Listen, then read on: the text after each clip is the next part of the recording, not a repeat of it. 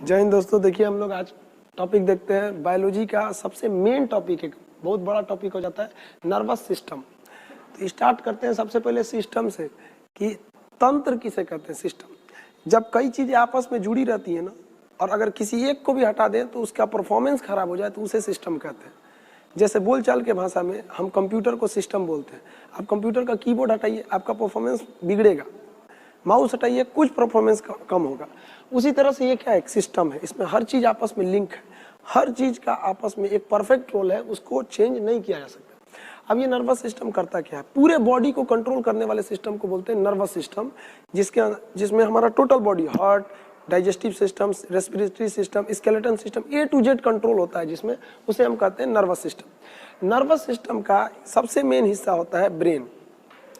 इस nervous system में सबसे ज्यादा जो रोल होती है वो किसकी होती है, वो ब्रेन की होती है। जो हमारा ब्रेन होता है ये सबसे मेन पार्ट है हमारे बॉडी का। कह सकते हैं कि यह कंप्यूटर है हमारे बॉडी के लिए। अब ये जब इतना मेन पार्ट है हमारे बॉडी का तो जरूरी भी है कि इसको सेफ्टी देना जरूरी है। तो ये जो ब्रेन है ये क्रेनियम नाम की एक हड्डी में बंद रहती है, कपाल में क्रेनियम बोलते हैं उस हड्डी को। तो ब्रेन को जो सपोर्ट देता है, यानी ब्रेन को जो रक्षा देता है, ब्रेन की रक्षा, वो क्रेनियम नाम की एक हड्डी में होती है। ये 8 हड्डियों का एक ग्रुप है, 8 बोन्स का एक ग्रुप है जो क्रेनियम नाम की हड्डी बनाता है, जिसके अंदर जो ज्वाइंट पाए जाते हैं वो फाइब्रस ज्वाइंट होते हैं। फाइब्रस ज्वाइंट होते हैं जो बहुत ही मजबूत होते हैं, जिसे हम कहते हैं रेशेदार जोड़। ब्रेन का जो जोड़ होता है वो रेशेदार जोड़ के नाम से जाना जाता है, वो बहुत ही मजबूत होता है यह ब्रेन का जोड़। क्रेनियम इसको हड्डी को मजबूती दे दिया। अब जो ये मजबूती दिया क्रेनियम नाम की हड्डी, तब इसके अंदर हमारा ब्रेन आ जाएगा। तो ब्रेन को एक पतली झिल्ली भी सपोर्ट देती है ताकि ब्रेन उस हड्डी से डायरेक्ट टच न कर जाए, क्योंकि डायरेक्ट टच करेगा तो फिर ब्रेन में इन्फेक्शन हो सकता है। तो वो एक पतली झिल्ली होती है जो ब्रेन को रोक के रखती है। उस झिल्ली को बोलते हैं मेनिनजॉइट। अब ये प्लास्टिक के समान होती है। हमारा ये बाल हो गया, बाल के अंदर ये हड्डी हो गई क्रेनियम, ये तो चमड़ा हो गया, इसके अंदर क्रेनियम के अंदर अब मेनिनजॉइट नाम की एक थैली होगी। उस थैली में हमारा ब्रेन होगा, जिसका वजन होता है 1350 ग्राम से लेकर 1400 ग्राम के बीच में इसका वजन होता है। अब कभी हमको चोट लगा तो वो क्रेनियम उस चोट को बर्दाश्त कर लेता है।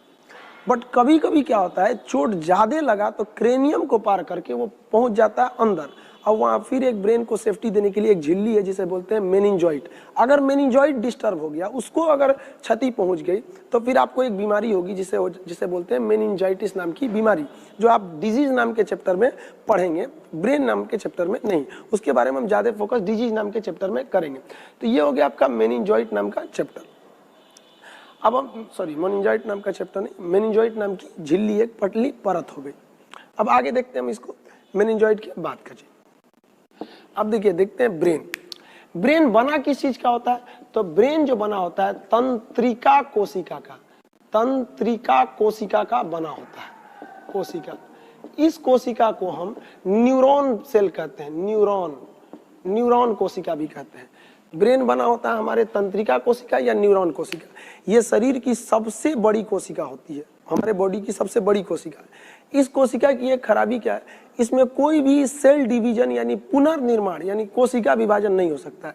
इसका मतलब ये हुआ कि अगर हमारा ब्रेन जो है वो बना है तंत्रिका कोशिका यानी न्यूरॉन सेल का, और उसमें कोई भी रिकंस्ट्रक्शन का काम नहीं हो सकता। इसका मतलब अगर ब्रेन पे चोट लगा तो फिर वो ठीक नहीं होगा। इसीलिए पुलिस कहती है कि शरीर का कोई अंग सेफ्टी रहे ना रहे, बाइक चलाओ तो बाबू हेलमेट जरूर पहन, क्योंकि इसके ये बना हुआ है न्यूरॉन सेल का। और न्यूरॉन सेल के अंदर सेंट्रोसोम नहीं पाया जाता है, और ये सेंट्रोसोम ही होता है जो रिकंस्ट्रक्शन करके हमारे शरीर को फिर से ठीक कर देता है। ब्रेन में सेंट्रोसोम नहीं होता है, जिस वजह से ब्रेन के अंदर कोशिका विभाजन नहीं होती है। इस वजह से ब्रेन में अगर चोट लगी तो ज्यादा संभावना, बचने की संभावना लगभग ना के बराबर हो जाती है। Neuron cell. अब एक चीज और हम जानते हैं कि सेंट्रोसोम अगर सेल डिवीजन यानी कोशिका विभाजन बहुत ज्यादा कर देता है तो उसी को हम कैंसर कहते हैं। ये सेंट्रोसोम हमारे ब्रेन में होता ही नहीं है। इसका मतलब ब्रेन में कोई भी कोशिका विभाजन, सेल डिवीजन होती नहीं है। और जब सेल डिवीजन नहीं होती है तो बहुत ज्यादा सेल डिवीजन की बात ही नहीं आती है। तो फिर कैंसर कैसे होगा? बावजूद इसके ब्रेन में कैंसर हो जाता है। एक जगह हम बोल रहे हैं कि ब्रेन बना है तंत्रिका कोशिका का, जिसे कहते हैं न्यूरॉन सेल, जिसमें कोई भी कोशिका विभाजन नहीं होता है क्योंकि उसमें सेंट्रोसोम नहीं होता है। फिर कैंसर क्यों हो जाता है? तो इसका प्रॉब्लम क्या समझिए। ब्रेन का 90% भाग जो होता है वो न्यूरॉन सेल का बना होता है, यानी तंत्रिका सेल का, जिसमें सेंट्रोसोम नहीं होता है और जिसमें कोशिका विभाजन नहीं होती है, और वो कैंसर नहीं हो सकता है। लेकिन ब्रेन का कुछ भाग, लगभग 10% भाग न्यूरॉन गिलियल सेल का बना होता है। वो न्यूरॉन गिलियल सेल में सेंट्रोसोम पाए जाते हैं और वो सेंट्रोसोम की वजह से कोशिका विभाजन हो जाती है, और वो जब कंट्रोल के बाहर होता है तो ब्रेन में कैंसर हो जाता है। ब्रेन कैंसर का पहला स्टेज ट्यूमर कहा जाता है, बट ब्रेन इतना नाजुक होता है कि वो ट्यूमर में ही व्यक्ति की जान ले लेता है। ब्रेन कैंसर होने की नौबत ही नहीं आने देता है, स्टार्टिंग स्टेज में ही ब्रेन ट्यूमर में जान ले लेता है। तो सबसे बड़ी कोशिका हो गई न्यूरॉन सेल, यानी तंत्रिका कोशिका। आप फिगर देख सकते हैं न्यूरॉन सेल का ऐसे। न्यूरॉन सेल की जो लंबाई होती है उसे हम कहते हैं साइनेप्स। न्यूरॉन सेल की लंबाई को हम कहते हैं साइनेप्स। ये न्यूरॉन सेल की लंबाई होगी। बट अगर आप न्यूरॉन सेल का लास्ट हिस्सा देखेंगे तो उसका जो सिरा होता है, जहां वो जुड़ा होता है, उसे हम कहते हैं एक्सॉन। एक्सॉन के नाम से जानते हैं, वो जो साइड में होता है। अब ब्रेन में एक एक्सॉन दूसरे एक्सॉन से जुड़ा नहीं रहता है, डायरेक्टली अटैच में नहीं रहता है, वो हल्का गैप बना के रखता है दोनों के बीच में। अब ये हल्का गैप है, अब ब्रेन में सिग्नल जाएगा कैसे? जब दो न्यूरॉन के बीच में, अगर आप फिगर देख रहे हैं तो न्यूरॉन का लास्ट एरिया जो होता है उसको हम कहते हैं एक्सॉन। अब एक एक्सॉन दूसरे एक्सॉन से करेक्ट डायरेक्टली अटैच में नहीं है, हल्का बीच में खाली जगह है। अब कोई मैसेज जाएगा कैसे उस खाली जगह में? तो उस मैसेज को ले जाता है सोडियम, Na जिसका नाम होता है सोडियम। सोडियम अगर हमारे बॉडी में कम हो गया तो बॉडी में सिग्नल नहीं जाएगा। अब कभी कभी जब हमें गर्मी लगती है तो पसीना बहुत ज्यादा आता है। पसीना ज्यादा आने की वजह से पसीना के साथ साथ हमारे बॉडी का सोडियम भी निकल जाता है।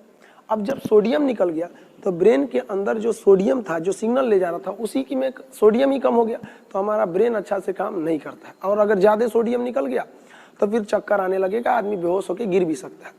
तो उसको डबल प्रॉब्लम हो गया, उसको ताकत भी चाहिए और फिर सोडियम भी चाहिए।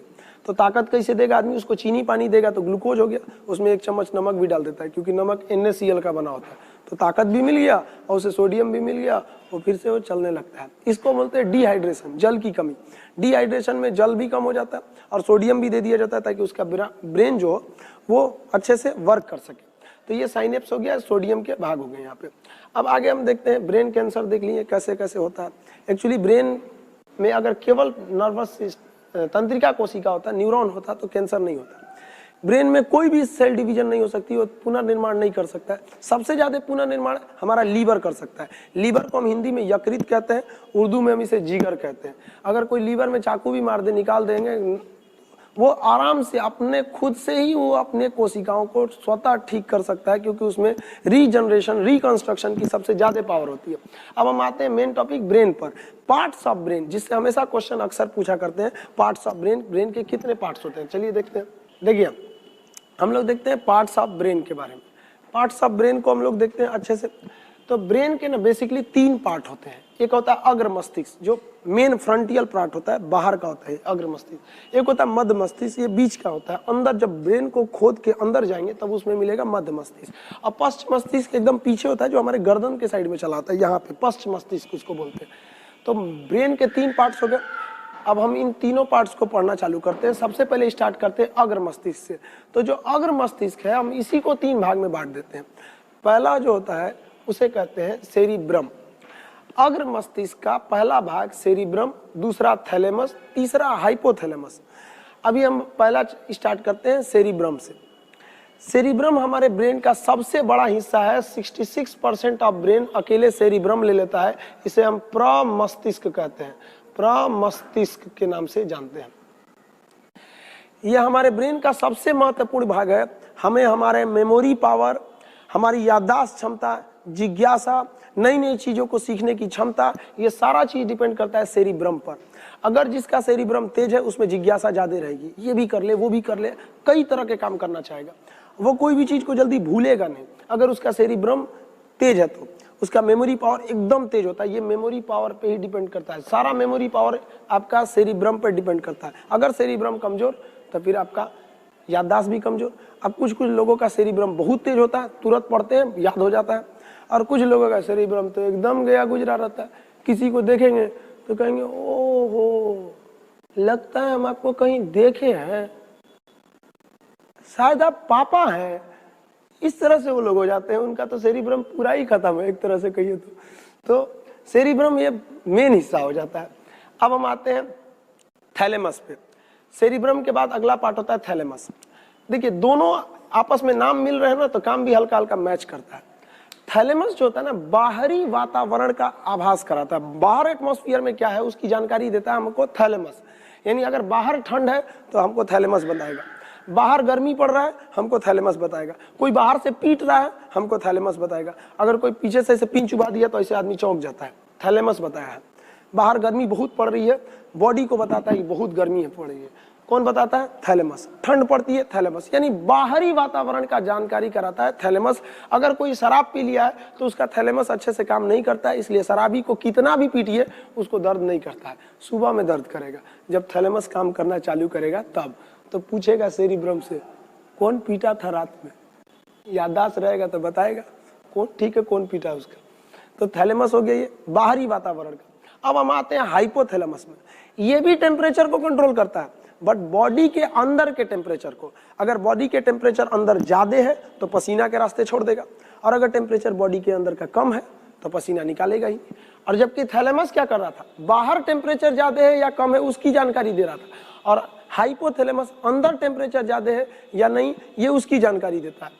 हाइपोथैलेमस बहुत महत्वपूर्ण भूमिका निभाता है। ये हाइपोथैलेमस से ही हमारा नेचर डिसाइड होता है, क्योंकि हाइपोथैलेमस ही गुस्सा का नियंत्रण करता है, हाइपोथैलेमस ही प्रेम का नियंत्रण करता है, यही हमें भूख लगाता है, यही हमें प्यास लगाता है, पसीना इसी से नियंत्रण होता है, बॉडी के अंदर का जो भी चेंजिंग होता है यही डिसाइड करता है। हाइपोथैलेमस की वजह से ही हम लोग लाल पीला हरा करने लगते हैं।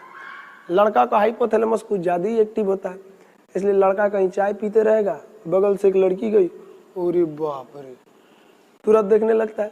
जबकि फीमेल में हाइपोथैलेमस उतना ज्यादा एक्टिव नहीं होता है, इसलिए फीमेल घास भी काटते रहेगी, बगल से सलमान खान गुजर जाएगा नहीं देखेगी। अब बेचारा लड़का क्या करे, उसका हाइपोथैलेमस भगवान थोड़ा सा ज्यादा सेंसिटिव बना दिया, इस वजह से चक्कर पकड़ ज्यादा कर देता है। तो ये हाइपोथैलेमस ही हम लोग को इधर उधर लाल पीला हरा कराता है। स्टूडेंट लोग थोड़ा इस पे ध्यान देंगे, हाइपोथैलेमस को कम रखेंगे। शरीर में सल्फोनिक एसिड की मात्रा बढ़ने या उत्तेजन भोजन को करने से हाइपोथैलेमस बढ़ जाता है। इसलिए आप देखे होंगे साधु संत इत्यादि लोग लहसुन प्याज उत्तेजक भोजन नहीं करते हैं, क्योंकि वो ज्यादा करेंगे तो हाइपोथैलेमस उन लोग का ज्यादा एक्टिव रहेगा और वो ज्यादा लाल पीला हरा करेंगे और आसाराम के श्रेणी में चले जाएंगे। चलिए अब आप देखते हैं अग्र मस्तिष्क। आप समझ गए, ये ब्रेन का मेन हिस्सा है अग्र मस्तिष्क। यानी थैलेमस क्या करता है, बाहर का ताप, बाहर का ज्ञान, और हाइपोथैलेमस क्या करता है, प्रेम, घृणा, भूख, प्यास, लव, घृणा, भूख, प्यास, पसीना, ये सारे चीज का नियंत्रण करता है हमारा हाइपोथैलेमस। ये हाइपोथैलेमस बहुत ज्यादा जरूरी होता है हमारे पार्ट का। अब हम आते हैं मध्य मस्तिष्क पे। मध्य मस्तिष्क के केवल दो ही भाग होते हैं, मध्य मस्तिष्क कहेंगे, ये होता है कार्पोरा। कार्पोरा क्या करता है, जो हम देखते हैं और जो हम सुनते हैं उसको ब्रेन तक ले जाता है, कि वो ले जाता है सेरिब्रम के पास। अगर हम किसी को देखेंगे तो आंख उसको देखेगा फोटो, और वो किसको देगा, कार्पोरा को। कार्पोरा सेरिब्रम को देखेगा, कहेगा देखो तो कौन है, ओहो ये तो मेरी वाली है, तुरंत आदमी बता देता है, ओहो ऐसा बात है। जब सुनने के बाद तुरंत वो बता देता है कि ये कौन सा बात बोलना चाहता है। तो कार्पोरा जो होता है वो देखने और सुनने का काम करता है, उस सिग्नल को वो पहुंचाता है ब्रेन तक में। तो ये कार्पोरा बहुत जरूरी है। बुढ़ापा में कार्पोरा उतना अच्छा से काम नहीं करता है, बुढ़ापा में तो कोई भी चीज अच्छा से काम नहीं करता है। अब अगला देखते हैं सेरिब्रम, सेरिब्रल या पेंडिकल। सेरिब्रल या पेंडिकल क्या होता है, देखिए हमारा जो ब्रेन होता है हर चीज का एक असिस्टेंट चाहिए होता है। जैसे आप जानते होंगे प्रधानमंत्री हैं, अकेले काम नहीं करते, उनके लिए एक बहुत बड़ा मंत्रियों की फौज होती है, कैबिनेट मंत्री होते हैं। कभी कभी तो हमारे यहाँ पे उप प्रधानमंत्री भी बना दिए जाते हैं, जो संविधान में चर्चा नहीं है। अब तक 7 उप प्रधानमंत्री बन चुके हैं, लेकिन नरेंद्र मोदी को उप प्रधानमंत्री की जरूरत क्या है, उनको नहीं फील हुआ, इसलिए उन्होंने नहीं बनाया। तो सेरिब्रल क्या करता है पेंडिकल, कि हमारा जो ब्रेन है उस ब्रेन का एक असिस्टेंट है जिसका नाम है स्पाइनल कॉर्ड, जो हमारे ब्रेन के नीचे से गया रहता है और पूरे पीठ तक आया रहता है, रीढ़ की हड्डी के बीचों बीच, उसको कहते हैं स्पाइनल कॉर्ड। यानी ब्रेन और स्पाइनल कॉर्ड में आपसी संबंध बनाने का काम करता है कि देखो ब्रेन बिजी है, स्पाइनल कॉर्ड को कहता है तुम रेडी रहना, ब्रेन क्या है, बिजी है, कभी भी वो बिजी हो सकता है तो तुम बॉडी को कंट्रोल कर लेना। तो ये सेरिब्रल पेंडिकल भी बहुत जरूरी है। तो हम समझे यहाँ पे अग्र मस्तिष्क देखें, मध्य मस्तिष्क देखें, मध्य मस्तिष्क का कार्पोरा पेंडिकल देखने और सुनने का काम करता है। यानी हम यहाँ लिख सकते हैं आई एंड ईयर, यानी देखने और सुनने का काम करता है। और ये क्या काम करता है सेरिब्रम, ये करता है कनेक्ट कर देता है, किससे, connect to spinal cord, connect to spinal cord, ये इसका मेन काम हो गया। अब हम देखते हैं पश्च मस्तिष्क, ये सबसे पीछे का हिस्सा होता है जो गर्दन के पास हो जाता है। ये थोड़ा सा कमजोर हिस्सा होता है क्योंकि हमारा अगर ब्रेन देखेंगे तो आगे जो होता है ये क्रेनियम हड्डी होती है जिसमें 8 होती है, जबकि पीछे का भाग अगर आप खुद से अपना बॉडी ब्रेन को टच करेंगे तो ये जहाँ बाल है पीछे, यहाँ पर आपको मांस दिखेगा, वहाँ पे हड्डी नहीं है, वहाँ एक बहुत बड़ा होल है, वो शरीर का सबसे बड़ा होल रहता है जिसको फोरामेन मैग्नम कहते हैं। अगर यहाँ किसी को जोर से मार दीजिए तो उसको दिमाग काम नहीं करता है, अगर ज्यादा जोर से लग गया तो मौत भी हो सकती है उसकी। इसलिए कभी भी ब्रेन पर नहीं मारना चाहिए और खास करके पीछे के हिस्सा पे नहीं मारना चाहिए, वो पश्च मस्तिष्क पर सेफ्टी नहीं पहुंच पाता है। पश्च मस्तिष्क को 2 भाग में बांटते हैं, सेरिबेलम, ये क्या करता है, सेरिबेलम हमारे बॉडी को बैलेंस बनाने का टोटली काम सेरिबेलम का होता है। जितना हमारे बॉडी में बैलेंस बनता है वो सेरिबेलम की वजह से बनता है। बैलेंस, हम चल रहे हैं, आराम से चल रहे हैं सेरिबेलम की वजह से, क्योंकि हमारा सेरिबेलम हैबिचुएटेड हो गया हमारे बॉडी का बैलेंस बनाते वक्त। लेकिन अगर कोई 1 साल का बच्चा है, 1.5 साल का बच्चा है, उसका सेरिबेलम अभी एक्टिव नहीं है तो बैलेंस बना के चलता है, आराम आराम से चलता है। अभी हम ही को कोई कह देगा कि रस्सी पे चलो तो हमारा सेरिबेलम कहेगा कि पगला है क्या, आज तक कभी चलाया नहीं, लेके चलता है रस्सी पे चलो, सर्कस में नहीं चल सकता है, लेकिन सर्कस में चल लेते हैं। सर्कस में आदमी छोड़ो, गाय भैंस चढ़ा देते हैं, उन लोग का भी सेरिबेलम ठीक कर देते हैं। तो प्रैक्टिस पर डिपेंड करता है। जिस दिन सेरिबेलम को पता चल गया कि कैसे बैलेंस बनाना है वो बैलेंस बना लेगा। शराब जब पीते हैं तो सेरिबेलम काम करना छोड़ देता है, इसलिए शराब वाला गजब अपने आप में चलता है, वो अपने आप को सबसे बड़ा पावरफुल इंसान समझता है। तो सेरिबेलम बैलेंस बनाने का काम कर दिया। अब लास्ट होता है मेडुला ऑब्लोंगाटा। मेडुला ऑब्लोंगाटा का काम क्या होता है, यानी ये तो बैलेंस बना दिया। मेडुला ऑब्लोंगाटा ये हमारे बॉडी में एक मेटाबॉलिक चीजों को, सारे मेटाबॉलिक चीज को कंट्रोल करता है। अब ये मेटाबॉलिक क्या होता है, metabolic is a function by which reaction takes place. ये मेटाबॉलिक रिएक्शन हमारे शरीर में होते हैं। 2 तरह के मेटाबॉलिक होते हैं, एक होता है कैटाबॉलिक, एक होता है एनाबॉलिक। अगर कोई चीज बन रही है तो उसे कहते हैं एनाबॉलिक, जैसे कार्बोहाइड्रेट 38 एटीपी को मिला के 1 ग्लूकोज बन दिया, वो हो गया एनाबॉलिक। जैसे प्रोटीन 20 एमिनो एसिड को मिलाकर 1 प्रोटीन बन गया, वो हो गया हमारा एनाबॉलिक। अब कैटाबॉलिक क्या होता है, जो टूट जाता है उसे कहते हैं कैटाबॉलिक। जैसे हम खाना खाते हैं, पाचन होकर वो टूट जाता है तो वो हो गया कैटाबॉलिक। तो कैटाबॉलिक और एनाबॉलिक को अगर हम जोड़ देते हैं तो वो बन जाता है मेटाबॉलिक। तो मेटाबॉलिक जितनी भी चीजें हैं वो कौन कंट्रोल करता है, हमारा मेडुला कंट्रोल करता है। अगर मेडुला गड़बड़ हुआ तो हमारा मेटाबॉलिक क्रिया खत्म हो जाएगा, सांस लेने में दिक्कत आएगी, पाचन अच्छे से नहीं होगा। शरीर के अंदर सारा क्रिया मेडुला ही कंट्रोल करता है। कभी आप सोचें, आप खाना जब खाते हैं तो केवल मुंह से नीचे ढकेलने तक मेहनत करते हैं, इसके बाद सारा काम ऑटोमेटिक सिस्टम है, कोई स्क्रीन टच बटन कीपैड की जरूरत नहीं है। वहां कौन करता है, ये हमारा मेडुला करता है। मेडुला बॉडी के अंदर का जितना क्रमानुकुचन, पाचन, श्वसन इत्यादि को कंट्रोल करने का काम हमारा मेडुला कर देता है। तो मेडुला भी शरीर ब्रेन का एक बहुत बड़ा भाग होता है। अब हम एक बार इसको समरी के तौर पे देख लेते हैं। ब्रेन के 3 भाग होते हैं, अग्र, मध्य और पश्च। अग्र भाग जो होता है वो 3 भाग में बढ़ता है, जिसे हम क्या कहते हैं, सेरिब्रम कहते हैं। 66% भाग होता है, इसे प्रमस्तिष्क कहते हैं। ये याददाश्त, स्मृति, जिज्ञासा, नई नई चीजों को खोज करने की क्षमता को बढ़ाता है। थैलेमस बाहरी चोट, बाहरी गर्मी, बाहरी सर्दी का ज्ञान कराता है। हाइपोथैलेमस अंदर की गर्मी, पसीना, तापमान, घृणा, प्यार, भूख, प्यास इत्यादि को कंट्रोल करता है। मध्य मस्तिष्क का कार्पोरा सुनने और देखने का काम कर देता है, और ये cerebral connect to spinal cord, spinal cord से जोड़ देता है। और ये लास्ट वाला हिस्सा होता है, इसे क्या कहते हैं हम लोग, पश्चिम मस्तिष्क का पहला हिस्सा सेरिबेलम, ये बैलेंस बना देता है। ये दूसरा सबसे बड़ा भाग होता है।